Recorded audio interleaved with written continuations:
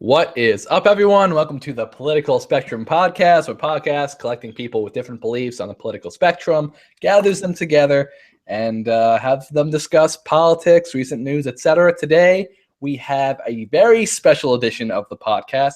We are doing a debate between our two members, Frank and Charlie. You want to introduce yourselves really quick, and then we'll get to opening statements. I am Frank. I am the true conservative out of the two of us. And that's it. I'm Charlie the Trumpist. All right, so these two would be debating. It's going to be a presidential style, so it's going to be like minute and a half answers, 30-second rebuttals. I'll keep their ass on the line with the time. I got my fucking timer right here on my iPad. I don't know why I just cursed 3 times. Charlie's mom is watching this. Stop it. Right? Sorry, Mom. I tried. I warned them beforehand. Okay, so let's start off with opening statements. 1 minute each. Let's start with Frank. Oh, boy. All right. So I guess this is going to be fun. Good 5 seconds. Damn it. All right. So basically, what I'm here debating is, I don't know what we're debating, not yet, but I am basically a small government traditional liberal, and I believe in the Edmund Burke form of conservatism where changes happens very slowly and over time. And I believe that a liberal democracy is the best form of government. And I am a globalist, which I believe has benefited not only the United States of America, but the rest of the world. And that is what I represent. And yeah, I think that's it. Go for it. Charlie?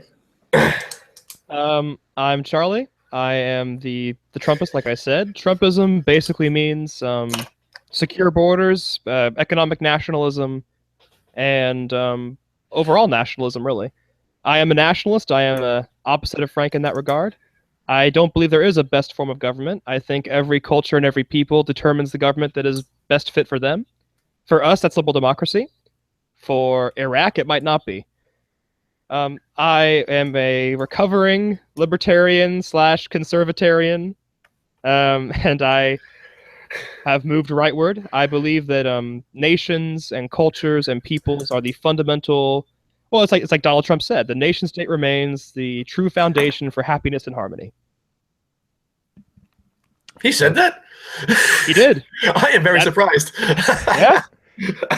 Okay, so let's jump right into the questions. So this is a question for both of you, but we'll start with Charlie. So you both describe yourself as being right-wing in some sort of aspect. In your perspective, what is right-wing? That's a very big question. I would say right-wing is a very broad term, right? So I think Frank is right-wing in his own perverted way. And basically, if you are right-wing, it is a rejection and an affirmation.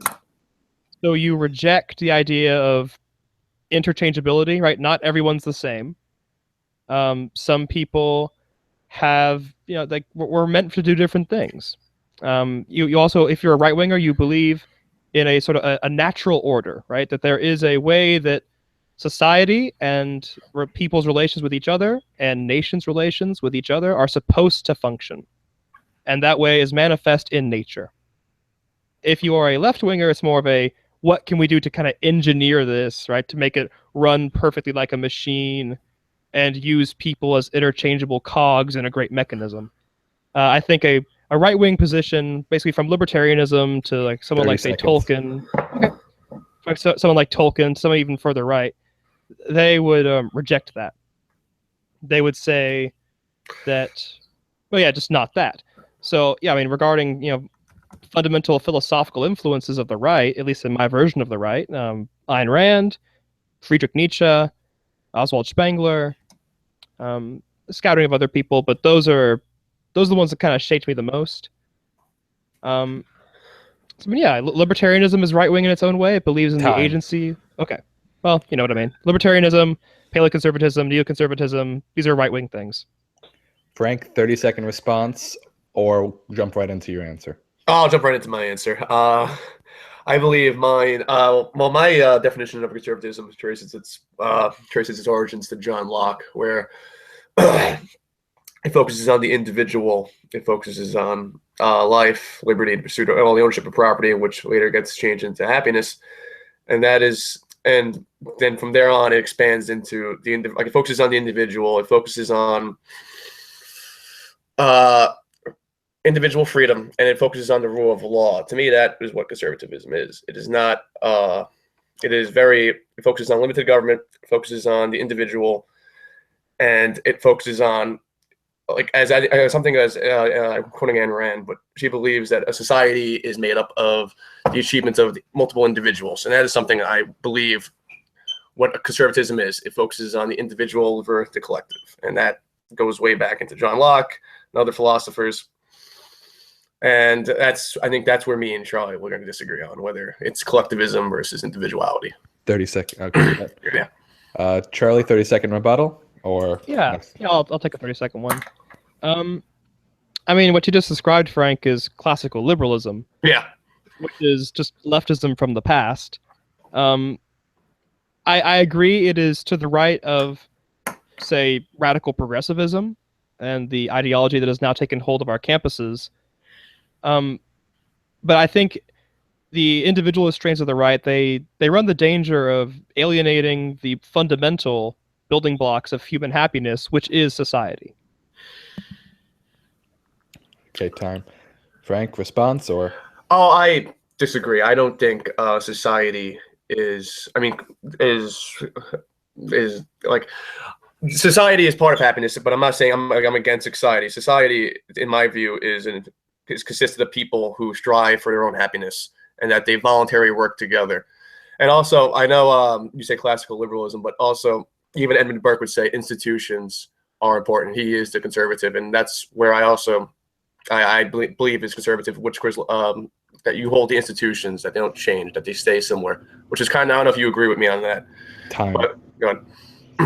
All right, so let's jump into our next question, and this is more basically how both of you kind of almost view the world, basically. So you both have described to me like ideas versus policy. So Charlie, you've described yourself to me as being more of an ideas guy, and Frank, you described yourself to me as being more of a policy guy.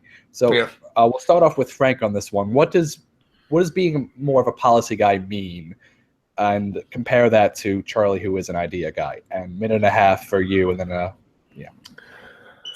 I feel I don't know Charlie well enough, but most idea people I know aren't pragmatic. They don't try to find a realist approach, and I'm not sure if that's possible with any, like, this is more, like, I associate this with people on the left who believe that, we can free education, free healthcare, and they don't look at how that can affect things. They don't look at the setbacks, the drawbacks. Being grounded in policy, you focus overall on everything, and you try to find the best approach. And I'm not sure if Charlie is that way. Okay, Charlie, idea guy versus policy.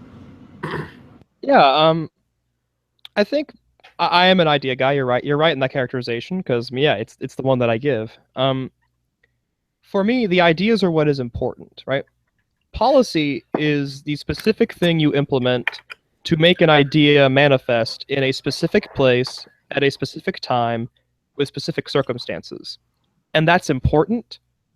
But if your ideas are flawed fundamentally, your policy isn't going to work. You might have it might function, right? The machinery might run, but you're going to be deprived of any kind of higher achievement.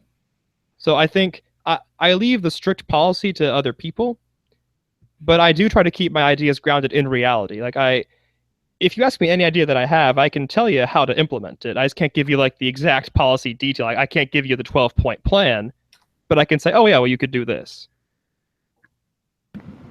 Frank, rebuttal, or are you good? No, I actually agree with that. I'm a policy guy, but I base my policies. I do have strong ideas by basing on the situation. Right. So you both. I feel like we both would do that. That's So I think we're actually pretty similar in this regard. So you're both similar. It's just you characterize yourself differently. Yes. Different emphases, I'd say. Yeah.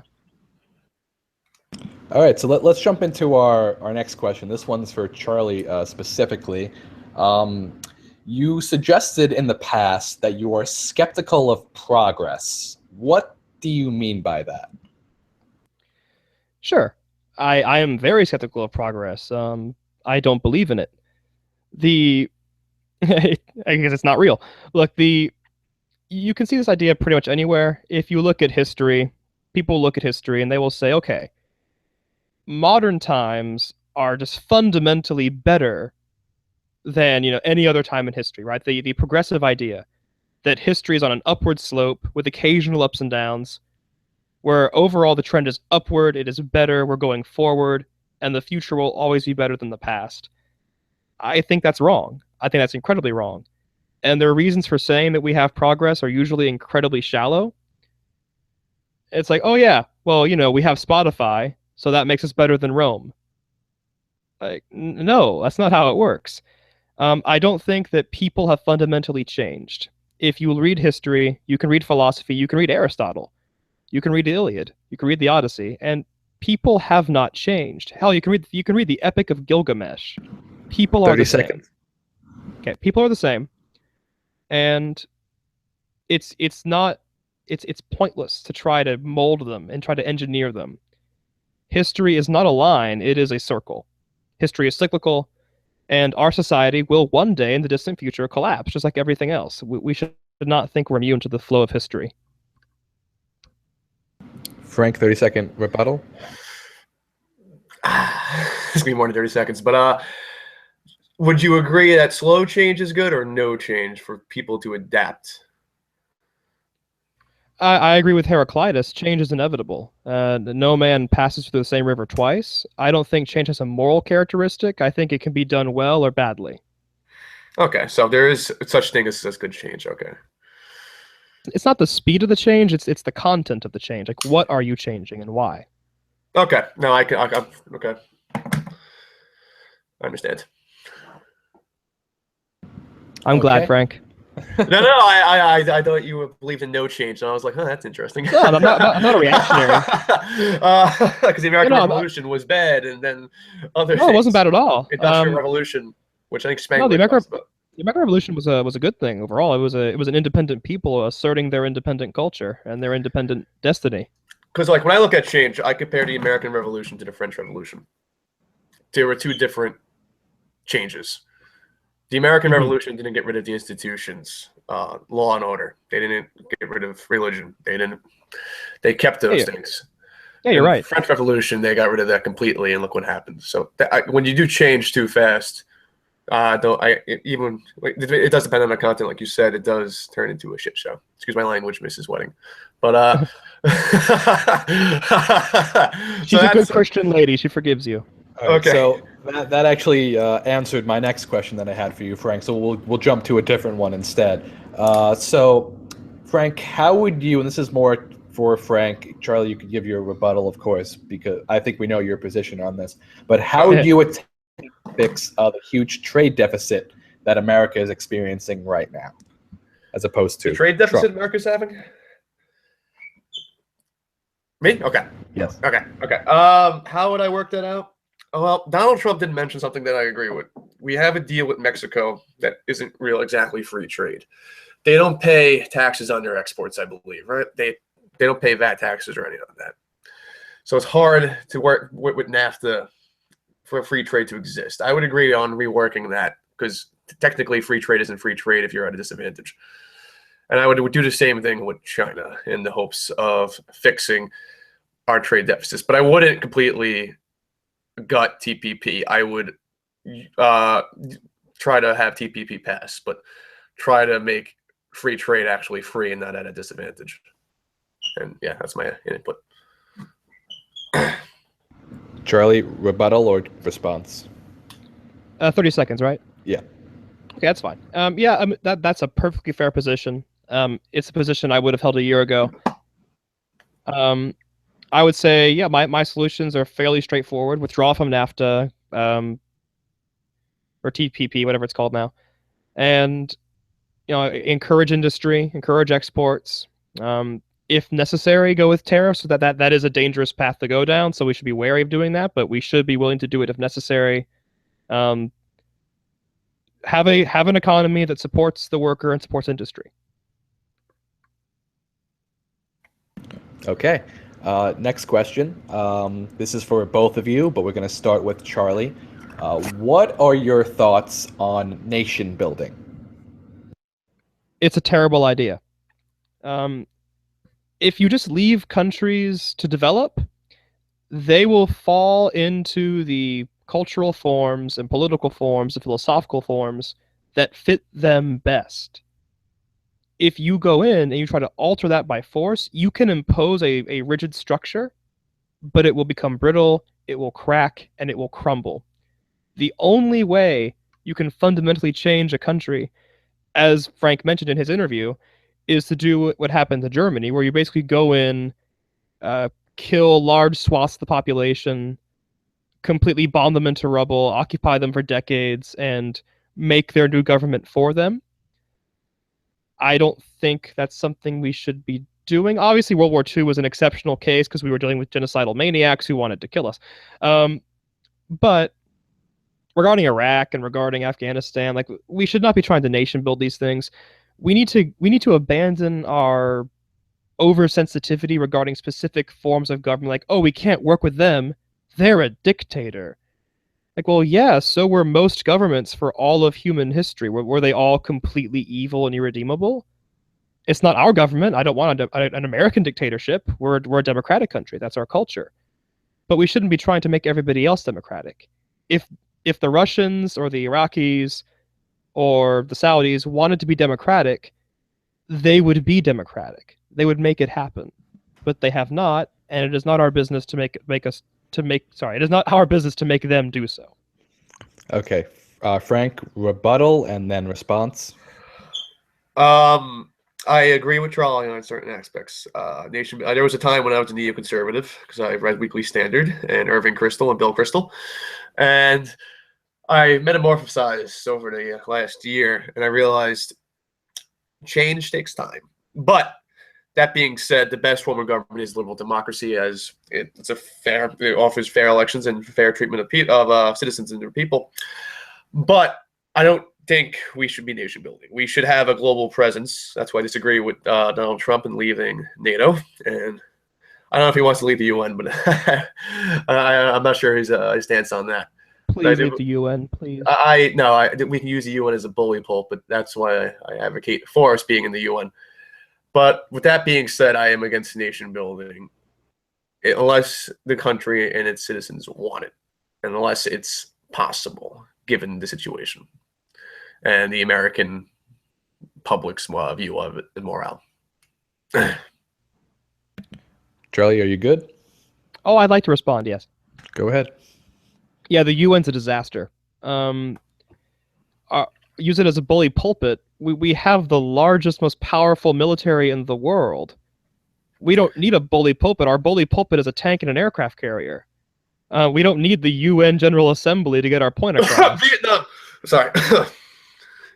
Well, yeah, Vietnam was dumb. We shouldn't have gone into Vietnam. I'm not saying we should invade everyone. I'm saying we use good old-fashioned gunboat diplomacy, Teddy Roosevelt style. Frank, respond. All right, good. I was going to respond anyway. Our military is not going to convince people or anything. Is just make them hate us or just have this negative view of us. The way we can win is being diplomatic and by using the bully pulpit. It's worked in the past by we address all the nations and all the public, and it's the best time slot we can get by addressing them.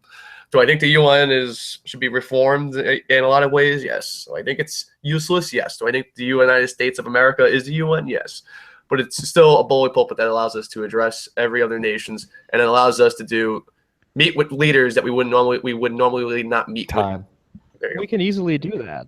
There are so many ways to meet with leaders, and if we want to talk to them, hell, we can call them. It's not difficult. But it allows us to do meetings in that moment with different groups of people at the same time while addressing millions of people internationally. Again, that's not necessary. You can have a conference and televise it. We don't need to be funding this massive organization that gives us nothing and takes from us everything.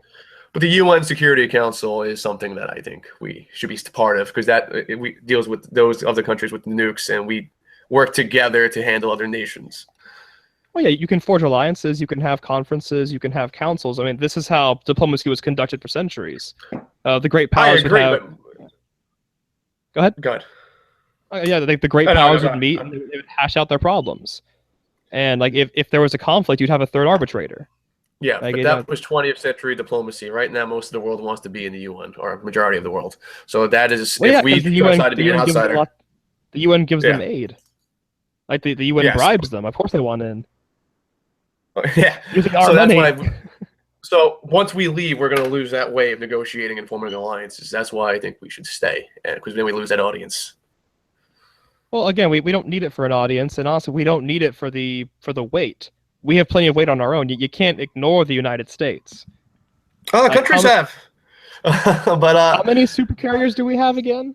All right, we last can't use our military free willy. This isn't the 20th century. 15 That's I'm not 20th saying century thinking. guys, Threat guys, of 15 wars. seconds each to end this debate. We'll start with Frank. 15 seconds. 15 seconds. I'm just going to end this. This isn't 20th century thinking. We can't use our military as we did in the past because we're going to face outcries of protest. But anyway, go ahead, Charlie. 15 seconds, right? Okay, sure. We don't actually. The point is not to actually go in and invade different countries. The point is to use the threat of force and to assert our will that way, as countries have always done. We shouldn't go to war with anybody, not necessarily. But if we want to achieve something diplomatically, you have to back it up. Otherwise, it's empty. Time. Okay. So let's jump into our next question. That was a good exchange, by the way. That's the idea of a good exchange. But at the end there, kind of got a little bit snippy. So you have to break it up at some point. All right. So next question is for Frank. So in a snapshot, I wasn't snippy. I was a nice guy. What was this? you were both kind of interrupting each other from time to time, and you were both You're like, very nice, What's Frank. in Jim Lear? I don't want to hear you shit. All right, I gotta stop cursing. all right, Frank, in a snapshot of an argument you were having with Charlie that you sent me a few hours ago, you seem to have suggested that material wealth can buy happiness. Explain. Well, without material wealth, what are you? Are you a slave? Material wealth, it allows you to go. Material wealth is things that you can buy. It's a very broad term. It can use to buy a home. It can buy your own land. That's what I meant. Without that, what are you? You are a slave to something, and that's what I disagreed with Charlie on. I'm not saying that the only thing that makes you happy is money. That's not what John Locke said. It just said that to have your own property is like having control of your own life. Charlie, 30-second response. I agree with property rights. Economically, I'm actually fairly libertarian, except for I like border controls, and maybe a little bit of trust busting. But the thing is, like, with material stuff, yeah, of course it's important. Of course you need it. You require material stuff to live. I get that. But the problem is when you make it the center of existence, the center of your effort, the center of your world and your society, that way lies nihilism. And we're seeing that now. And time. Yeah, you guys are getting pretty good with the time. All right, so next question. This is for both of you, but it's more directed at Charlie. So there have been times when both of you have praised Putin for being a strong leader. But what's one thing that you think Putin could do better? We'll start with Charlie, and Frank, you get a response to this too. My only complaint regarding Putin, it's not even really his fault. I wish we could have a closer relationship than Russia has with China. But honestly, Putin has been forced in that direction by rather bellicose foreign policy on our part. So I do wish we could have a better relationship. But honestly, my complaints about Putin are limited. I mean, yeah, he has done some things that I would not want done in America.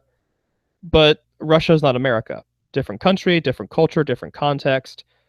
For example, with this diplomats thing, what did Obama do? He threw out a bunch of diplomats for no reason, just to kind of be a bitter, vindictive, political dead man on his way out. And what did Putin do? Oh, okay. Well, I'm going to invite all these kids to a Christmas party. Yeah. So, my complaints about Putin are limited. I do wish, there are a lot of bad rumors out there about Putin's conduct at home, and I hope they're not true. Frank, 30 seconds response, I hope it's not true. No, but and then a minute and a half answer But for the same question. Putin is a dictator. He has killed civilians and journalists, allegedly. But there's proof. There's a lot of proof that points in that direction. But he is a strong leader. And liberals on the left and maybe some conservatives don't know how to differentiate a good leader and like how to find out. Even though yes, he's a monster, but he's a great leader, and that's what I like about him. What I would want to change is, even though he's doing the best for he can with Russia, as Charlie mentioned, our foreign policy that kind of pushed him into a corner because we have so many military bases surrounding him in NATO, is, I don't know, to get Russia ready for the future. Their economy is in the tank. They only provide a 2 trillion GDP. They focus on oil and arms dealing, but eventually oil is going to be replaced by renewable energy. And I don't see who's going to replace him. So Russia's future looks kind of bleak. That's what he would prepare his country for. Charlie, 30-second rebuttal. Yeah. The future looked kind of bleak when Yeltsin was going out. Putin was kind of an unknown, and he came in and has done great things for his country. You're right. Russia does need to diversify its economy more. But again, we're falling into this trap of, markets uber alles, homo economicus, right? There are other things besides economics, and Putin has been preserving the culture of his people and the dignity of his country, and that's praiseworthy to me. Frank, response or next question? I disagree. Economics dictates what your people can buy, how they can live. So far, the Russian people, I think they have the highest suicide rate. Their economy is tanking. Like, you can preserve the culture, but preserve it for who? I mean, it's what's happening. But for what's happening to them because of their economic crisis. So that's why his approval rating hit a new high today. It's in the 80s now. Well, I would question the credibility of that, but it's just okay. I really would. I mean, I think he's a good leader. Any strong leader would mess with that. It's just I don't see, like, the next leader that was going to take over. I know I'm breaking my time, Paul, from Putin. I don't know if they're going to have the same personality and strong traits that he has. Because I don't know if anybody else can pull off what he has done in the last 2 decades. Charlie, respond or? I mean, one of the things I like about Putin is that Putin is he's just the kind of leader that existed everywhere in the world for a very long time. People who unapologetically follow what they believe to be their country's best interests. I think we've lost that. Like, for the last 8 years, we've had a foreign policy primarily concerned with serving other countries rather than our own. So I think there are other people like that out there, and especially in a place like Russia, where that sort of thing is emphasized. All right, Frank, 15-second response if you want it. No, I totally agree with Charlie, but shout out to our 10 Russian viewers. We got you. We talking about you. Well, I do get a check every month signed by Vladimir Putin himself. I do too. But no, leaders like that do exist. It's just how they can work with other leaders throughout the world, and I don't know if Putin's doing a disservice to his country by not building better relations with those in Western Europe and elsewhere. I mean, he's doing great with China and other countries, but he's putting his country in predicament. Okay. Charlie, 15-second response if you want it, then next question. I am content. Good. Okay, so next question. This one's for both of you, but we're going to start with Frank. What is the best way to deal with these extreme Muslims and extreme migrants who are already in the United States and in Europe? Well, that's actually a tough question. I would work to close the floodgate as much as possible. I would work on those already here. I would not be taking in Syrian refugees unless we can identify who they are and where they came from and what their allegiance is, or to what. And then I would try to use any kind of intel services from the CIA, NSA, FBI to track down those here that have questionable allegiances, and then work with other nations to find out, to work together and pool in our intelligence, which we don't do. We do not work together with the nations to pool our intelligence to find out where these terrorist cells are, and that harms us in the long run. But that's one of the things I would do. Well, 2 things I would do is close the floodgate and then deal with those already here. Charlie? Yeah, I mean, first off, close the floodgates. Then, especially in Europe, start expelling them. Basically, if you're not from Syria and you cannot prove that you're from Syria, you're gone. And if you are from Syria, okay, well then we're not going to let you wander around all over Europe. We're going to make sure you are who you say you are. And if, for example, if you're a military-age man with no family with you, it's like, why are you here and not there? Go back. But if you're a mother with 3 kids, okay, sure, we can work something out.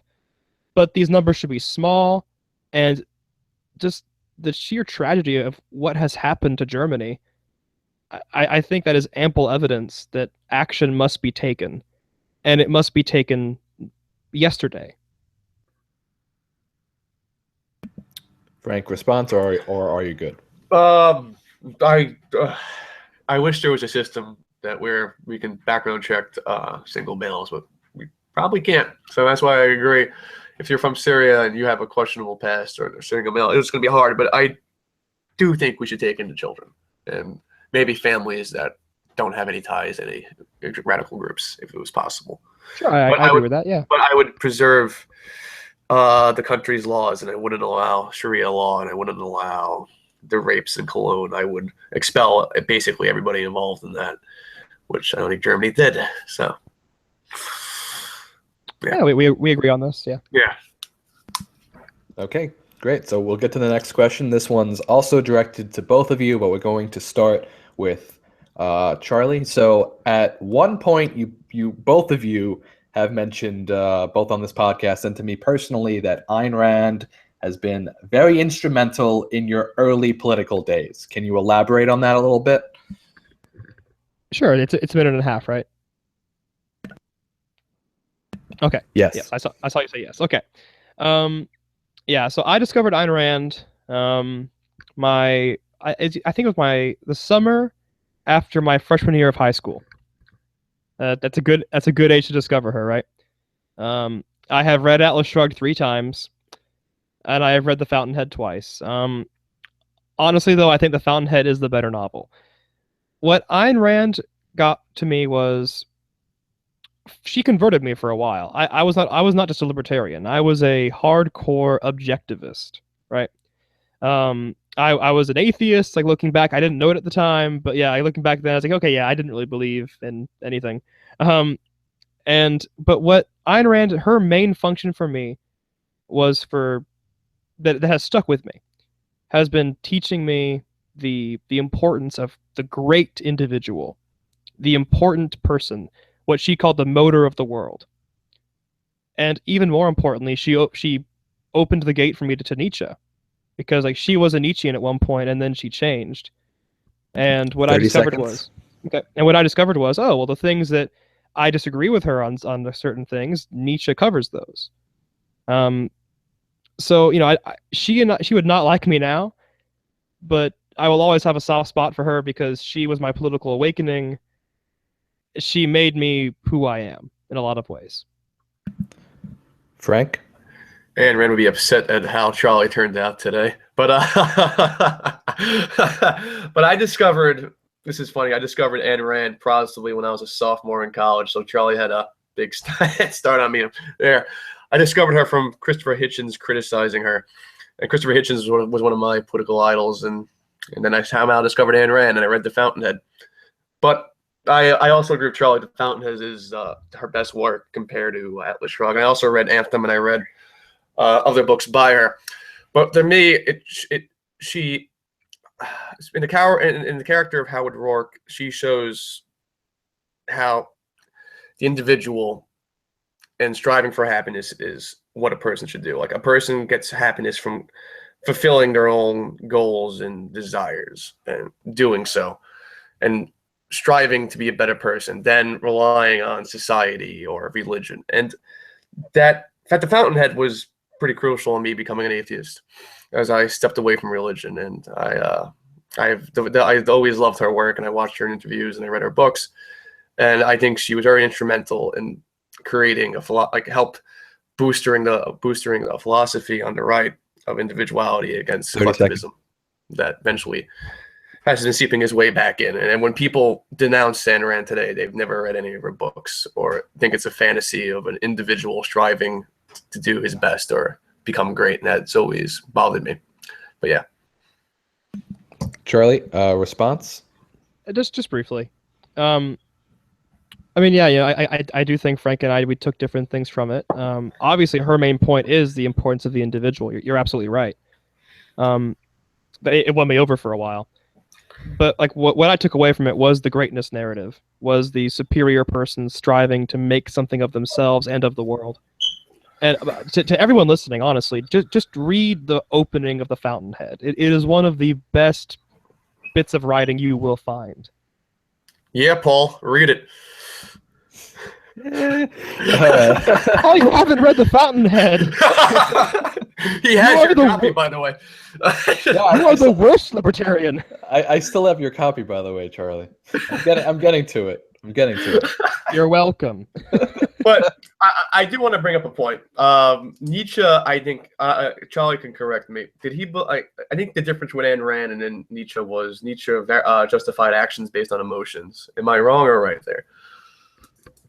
Nietzsche was an anti-rationalist. There you go. Ayn Rand was a rationalist. Yeah, I'm a rationalist. I think you're more of a anti. See, that's the biggest difference. I became true to the Rand school of thought, and Charlie betrayed her.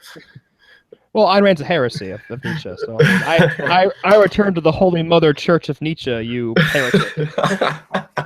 You perverted it. But basically, she justified it on rational thought, which I would always believe is the right way. But I mean, rational thought's very important for practical things. And if you're having a debate, yeah, you want to use rational argument. Yeah. But the problem is, and Nietzsche points this out, you can rationally remove all meaning from existence. That was his critique of modernity. That was his critique of Machiavelli and Rousseau and Bacon. This idea of basically reasoning yourself into sterilizing yourself, into sterilizing your mind and your soul and your heart and your thumos, right? Your pride, your ambition. And so his philosophy is in so many ways a revolt against that. Time, Frank. 15-second response, and then we'll go to the next I'm question. content with that. I'm content with this. Okay, so next question is for you, Frank, and Charlie will get a rebuttal. In your interview, you suggested that even now you still support the Iraq War. Yes, because there were evidence of nuclear weapons, and he was housing Al-Qaeda cells within Iraq, and there is proof of that. And that's why I supported the Iraq War. I do not support what happened afterwards. I do not support the management of the Ba'athist Party and the failure to not occupy, liberate Iraq and then transition the government into the hands of the Iraqi people. That was awful under Donald Rumsfeld. But overall, I did support the invasion of Iraq. Charlie, response? I supported it when I was a child because I'm a patriot. Always have been. And I mean, look, the intervention in Afghanistan, I think it was justified. And regarding Iraq, I don't have the information. I hear people on Frank's view. They're very clear. They're very certain, and they have evidence that there were WMDs and that Saddam was a threat to us. I hear other people on the left and the right saying, no, that's all bull. There was nothing. He was no threat. I don't know. So I can't say I have that strong of an opinion on the Iraq intervention. My biggest problem with it, the Iraq war itself was handled masterfully. The occupation and the nation building are where I have trouble. Okay, Frank, response, or are you good? I'm gonna send you, Charlie. I'm gonna send you some sources that show there was weapons of mass destruction in Al-Qaeda cells. That's all. I appreciate that. I like it. Yeah, that's it. All right, so next question is for Charlie, and Frank, you will get a rebuttal. In our interview, you described the West as being very individualistic with its culture and their values, but you also said that individuals should be considered a part of the whole in the culture. So what do you mean by both of those? You mean like how do they coexist? Yes. Okay, yeah, it's an important question, and it is a tension in the West, right? So my big man, Oswald Spengler, he called the West a Faustian culture. Now that's a reference to the Faust legend, especially Goethe's Faust, where Faustus makes a bargain with the devil, basically, for unlimited knowledge and power, right? And that is sort of the fundamental impulse of our society. You can see it in our science. We always want to know more. We always want to get more. We are always reaching, and we are always falling short. That is an individual struggle, the struggle of the individual. You see that in Ayn Rand. You see that in Nietzsche. That is a fundamental building block of Western civilization, and there's nothing wrong with that. That's our nature. Like Nietzsche says, we should love our fate, and I agree with that. We should accept our place in the world and do our best with it, and love our destiny. Regarding how that works with the whole, 30 seconds. That's fine. Without society, there is no room for the individual. Without the culture, the individual is nothing. The individual is molded, built, and sustained by the culture. If you remove someone from the culture entirely, you have to snatch them as a newborn, basically, and put them on an island and somehow keep them alive. And what you're left with there is a very clever ape. Because they have no language, they can't really have higher thought, and they can't really find happiness because they're all alone. They have no culture. Time. Frank, response? Well, I'm pretty sure if you snatch me and put me in like Japan, I'll just buy Rosetta Stone and I'll be all right. But I said a deserted island, Frank. Deserted island. Oh, well then I'll just do the whole plot of Castaway with Tom Cruise and hopefully I'll get picked up. But Tom Hanks. Tom Hanks. Okay, I'm sorry, a little too tired. But you lose, Frank. I disagree. I believe culture does mold people, but it is true. Culture is basically, this is the Ayn Rand approach, basically people who work together on voluntary means. They can rise up. They aren't like, they aren't tied to their fate. If you're born a serf, you don't have to stay there. You can move up. But then again, if that's in the culture, then the culture would have to change. So that's my disagreement with Charlie. I don't believe that people should be fatalistic in a way. And I think that's our disagreement. Charlie, response? Yeah, I mean, that idea of, the serf who's born and strives upward, right, who grasps for more, that impulse is from our culture. No, and I agree. Not present in other cultures. We are the only culture that is really so driven by this. I'm living in Japan right now, and I can tell you from personal experience right now, culture makes you different. I am fundamentally different from the people around me here, and that's okay. I mean, we get along just fine. But there's a difference there. We view the world differently, and that's okay. But we don't choose that. We don't choose where we're born. We don't choose who our parents are. We don't choose our gender. Sorry. SJWs, here we go. Go ahead. we are put into a situation. We are molded by that situation. And so by the time our free will comes into effect when we get a little bit older, we've already been molded by the culture. It's already made us who we are. If I had been born in Japan, I'd be a very different person than I am, regardless of my will. I believe we can adapt ourselves. I believe other cultures have taken in things from the West, which I disagree with Spengler that they will not use to destroy us, because that's a little bit ridiculous. But I believe they took parts of that to better themselves. And I believe, we are basically, when we are 3 years old, our personality is set. When we're 7, we know 80% of what we're going to know. But it is possible to adapt ourselves to our own time and effort. And that's where I disagree, that we can learn new things. We can incorporate different things from our culture and use it to better ourselves. And that's why. But Spengler is still, like with Spengler, I disagree in that from other countries gaining our culture, they're going to use it to crush us. And I saw that as a little bit untrue. Well, that's what China's doing. That's what China's doing right now. 15-second response, Charlie, and then we'll go to the next question. Regarding other countries taking our technology and using it against us, that's happening right now. That's what ISIS is doing. That's what China is doing. Yes. Regarding the idea of adapting ourselves, sure, we can adapt ourselves, but the foundation does not change. If I pull a Tom Cruise in The Last Samurai and become Japanese in all but name, I'm still going to be a gaijin. I'm still going to be a foreigner. time. Okay, so let's jump into our next question. And Frank, you actually jumped on this a little bit when you mentioned Spangler. Two big influences in your lives individually. Frank, you're big on Edmund Burke, and Charlie, you're big on Oswald Spangler. We'll start with Frank. This is a question for both of you. Compare the two together, and why is Edmund Burke the most influential to you, and maybe say why Spangler is not so much to you. I'm going to have Charlie correct me if I'm wrong, but Spangler shares the same kind of viewpoint that Charlie has on change. He saw that the West was declining because of too much change that was progressive. And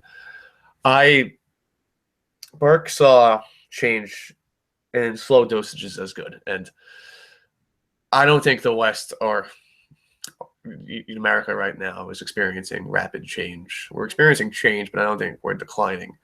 Spangler saw the West, rightfully so. World War II was happening. I think he died 1933, that the West was going to end. And it didn't end. If anything, Europe came back stronger. So that's where I disagree. I don't see the world as doom and gloom as Spangler or Charlie. I see it as going in a good direction, that some change is good. And that's where my Edmund Burke conservatism comes in. All right. Do you have any more, Frank? No, I'm good. Okay, Charlie? I wish you could see my face right now. Well, me too. Look, man, I want to crash the call on you. Here's the thing. Spangler's view wasn't that the West is like dying. His view is that the West is transitioning. So Spangler divided us and divided all civilizations, high cultures he called them, into two phases: culture and civilization. Kultur and Zivilisation. And in the culture phase, there is art, religion, heroism. It is dynamic, right? In civilization, everything is material. Everything is externalized. Everything becomes about dissecting the world, especially in the West. So it's not that the West is dying. It's just we have shaken off the last bits of our cultural phase, and we are moving into the civilization phase. We are moving toward the logical conclusion of our civilization, and that's not pessimism. That's just acknowledging the world for what it is, and that's just accepting what is to come. And there are plenty of opportunities for happiness and a great life, but we just need to acknowledge that this is why I'm not a reactionary. We're not getting the past back. We're not getting high culture back. We're not getting the Gothic cathedrals back. This is a time of material achievement. This is a time of legal achievement, of economic achievement, of architectural achievement, of political achievement. So we need to embrace that. We need to accept that this is the new stage of our civilization. And we need to go forward with a clear head. And I think it was Nietzsche who said, let us go forward with eyes open. Frank, response? Well, what I took from Spangler, I think he mentioned the Roman legionnaire standing guard at Pompeii. And he saw Western culture. That is greatness. He saw it as basically the soldier at Pompeii was doing his job while he died. He saw that not Anglo-Saxon, but Western culture was going to die. And I disagree with him there. I don't think it died. I think it changed, but it has spread. And he saw if anybody else, any other nations like Asian and African would take this, they would use it to destroy the West. And they're only doing it for their own benefit. But who's to say that the West has a monopoly hold on its own technology and etc. That we should outlast other civilizations anyway. Well, okay. Our civilization is not immortal. No, nothing is immortal. Everything under the sun, and eventually the sun itself, has a lifespan. We have a long time ahead of us. Like the West is not dead yet, not by a long stretch. We're entering our prime in many ways, but we have to acknowledge that one day the cycle will come around, and we will have successors. And there's nothing wrong with that. There's nothing wrong with with acknowledging that you have a lifespan. Like, Frank, you and I and Paul, we have lifespans. We're not immortal. For now. And Damn it. for now, yes. Until we all become computer programs, in which case I'm just going to go ahead and check out. But I'll miss you. and I'll miss you too. But in that way, it's like, we have a future. It's just it is going. There is an end point, and we don't know when that is. But I think we have a long time ahead of us. It's just Spangler's whole thing is, look, go forward with eyes open. Be aware that we are moving forward in life. That the past is done. That we can't go back. All right, Frank, 30-second response, and then we're going to the next question. I understand that, but I took from Spangler a more negative view. I took it that the ideas are dead. Everything is dead. Everything is going to die. It is all going to hell in a handbasket. And I disagreed. I think the ideas will transcend us, even though, yes, eventually America may still be America, but won't be as great as it was, like similar to the British Empire, where it became the United Kingdom, and now it's basically crap. No offense to any British people out there, but I do believe our ideas will transcend, and that's the positives I see out of it. All right, the ideas will stay. All right, so this is more of a joke question, the only joke question we have. It's directed towards both of you, but we'll start with Charlie. Why is your opponent a cuck? Oh, God. Frank is a cuck because he was willing to sacrifice his holy patria on the altar of global capitalism. He is willing to betray the workers of his nation to international banking interests. And he is willing to destroy and sell out his culture to make a buck. Love you, Frank. Frank, same question. Hold on, I was like drinking my vodka and laughing. I arrest my case, ladies and gentlemen. I arrest my case. My partner is a Oh, cuck because he's against rational thought. He's against the greatness of globalism that has benefited the world. And he's supporting the 20th century idea of nationalism that has failed. And he wants to bring it back, even though it's died and it should just stay there. It's already here, buddy. Jim Lear is interrupting. We're back, baby. But that is why my partner is a cuck. My opponent. Okay. I liked partner, though. That was nice.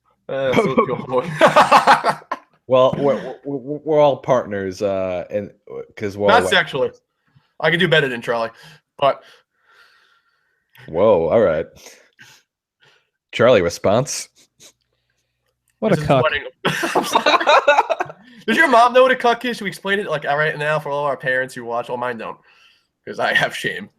I mean, is this like the real definition as the insult, or is this like the one that National Review came up with to make the alt-right look bad? I didn't even know about the National Review. Define both to me.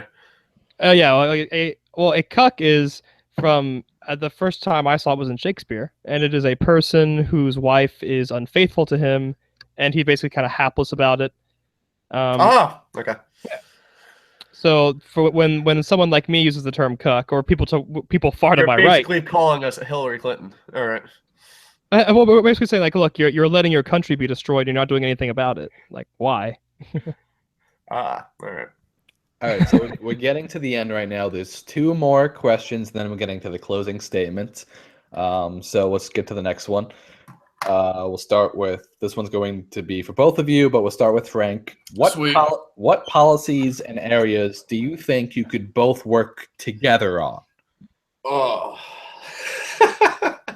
I think Charlie and I could work on foreign affairs pretty well together, because I think I've thrown down I got rid of my neoconservative influences and ideas, and I think in a way we agree economically on a lot of things besides free trade, and that's pretty much it.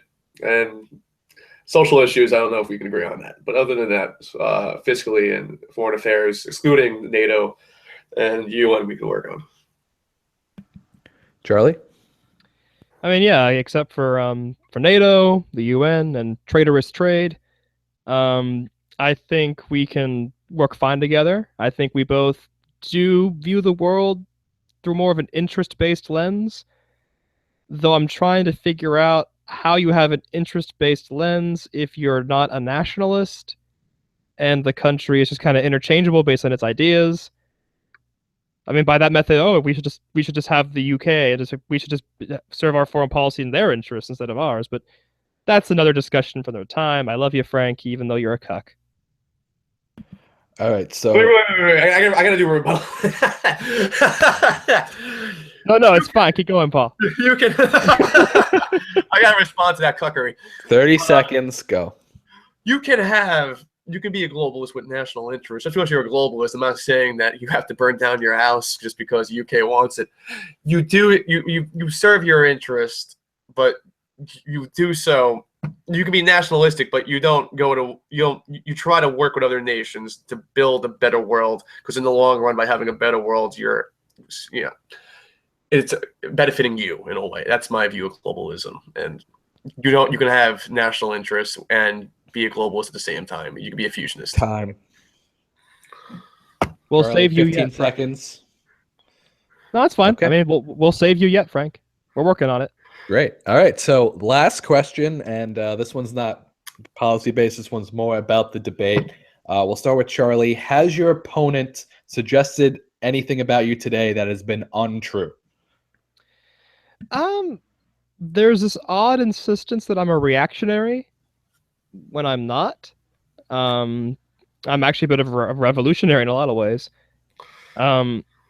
Also, there was the allegation in his interview that I'm a corporatist, which which is not true. I'm actually an anti-corporatist. If you want to look about like my economic ideas, I've been more influenced by, say, G.K. Chesterton and distributism than other things. I don't like corporatists. I really kind of lost. They lost me big time, especially during the lead of this election. Because I've always been a patriot. For me, the country has always been among the most important things. It's recently kind of moved up in the slot to the most important. And I realized that for corporations, for a lot of them, the big multinationals, that's just not the case. They don't care about their countries. They care about profit. Nothing wrong with profit. That's the reason for getting into business. They have the right to pursue profit, but they don't have the right to screw me over to get it. All right, Frank, same question. Has your opponent suggested anything today or in the past that is untrue about you? Well, I'm not a cuck, number one.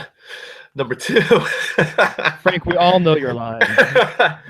Number two, I think this is Charlie. He passes this insinuation that the only thing I care about is money, and that's the only thing a country should care about is money, which is not true. I do believe a country needs values, and it needs a form of culture that is consists of people that are individualists who strive for the betterment of themselves and work voluntarily together. That is my view, and I'm not a greedy capitalist in that sense. That the only thing that matters is, to quote Alec Baldwin's character, "Capitalism is my religion." It's not me. But I think I was in a way comparing you to fascist economics as you being a follower of that, such as the economy of Japan. Ooh. I don't know if I'm wrong or not. Not a corporatist. Okay, so now I'm a fascist. All right. Well, in a way, Japan's economy, they work to protect their corporations, and they don't allow any change. This question was supposed to build you guys together, not break you apart. Charlie, go ahead. That's fine. Japanese culture is different, right? They've always had monopolies, like from the earliest days. I don't like monopolies. I want a widely distributed economic power. Do you know anything about distributism, Frank? No, but I just know it's probably like a watered down communism. But go ahead. Not really, actually. It does make it makes the same critique as Marx does, that that the people should own the means of production, but rather than saying, oh, well, we'll have the state hold it for them, right, or the party state. I agree with Nietzsche. The state is the coldest of all cold monsters. It is. Paul likes that. I agree. It's just so dramatic. I think let the people own that directly. But how do you regulate that? I didn't cut you off. It's fine. It's fine. No. It's not a concrete policy. It's more of a goal to strive for, right? So rather than, say, having a bank account, have a credit union. Encourage companies to give their workers stock shares. You can also use trust busting in this sense. Basically, make sure that nothing gets concentrated too heavily, because that breeds income inequality, which can be a problem because it breeds social disharmony. So basically, I empower disagree. people directly. Frank, 15 seconds, and we'll I jump to the understand closing that statements. disagrees because it gives power to the state, and then what standard do you use to what's a monopoly? My idea is that how to counter monopoly is you go shop someplace else if it's harming you, but if it's a good monopoly, keep shopping, keep investing. That's how I say. All right, we're going to jump into closing statements right now. We're going to start with Frank. Closing statement. Oh boy. All right. So I hope everybody who's watching this enjoyed it. Yeah. It was better than I hope it's better than Donald Trump and Hillary because we've talked more about ideas and policies.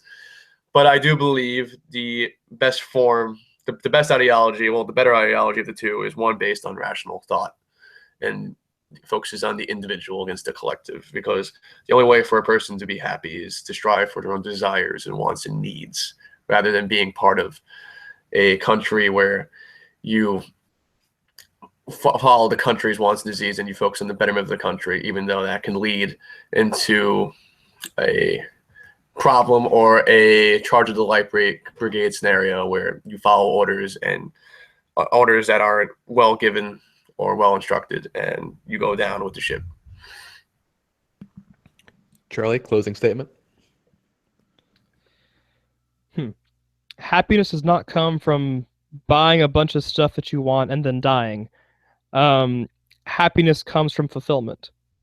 Happiness comes from fulfilling your own personal goals, yes, but it also comes from being part of a whole. It comes from a family, it comes from a tribe, it comes from a nation. It comes from a sense of belonging. And life is not just about what you want. Life has obligations. We are obligated to our nation because she has sheltered us, raised us, formed us, made us who we are. It's a similar relationship between a mother and son. Yeah, I'm using the feminine form of the nation because she is our mother. We are obligated to defend her and further her interests if we can. And a nation is a manifestation, the highest manifestation of culture. So we should be serving the interests of our culture and of our nation. And our personal wants, like my wanting an iPhone 27s, is less important. It's less important than the future of my country, my people, and my culture. Because those things will outlast me. You can't take the iPhone 27000s with you. Okay.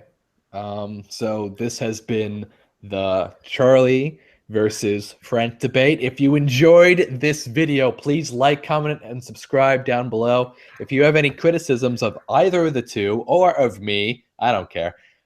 Please, mention it down below. We love your viewpoints when we get them. So yeah, we hope you enjoyed this video. We might do a few more debates in the future on more set topics. This is something that they both wanted to do, so I decided, yeah, why not? So yeah, we're gonna be doing a video on Sunday. That's my goal anyway. We'll see what happens. And please like, comment, and subscribe down below. Thank you so much, guys, for watching, and until next time, peace. Read the Fountainhead. God bless.